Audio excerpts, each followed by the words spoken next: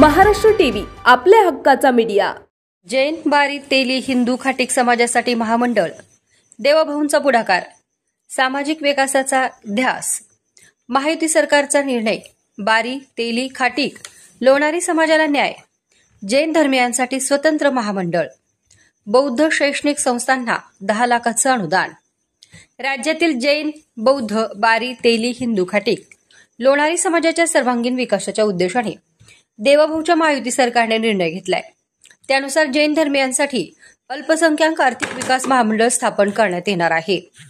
बारी तेली हिंदू खाटीक लोणारी समाजासाठी आर्थिक विकास महामंडळ स्थापन करण्यात येणार असून तसेच हिंदू बौद्ध समाजातील सांस्कृतिक शैक्षणिक संस्थांना 10 लाखापर्यंत अनुदान देखील या योजनेतून महायुती सरकारने मंजूर केले।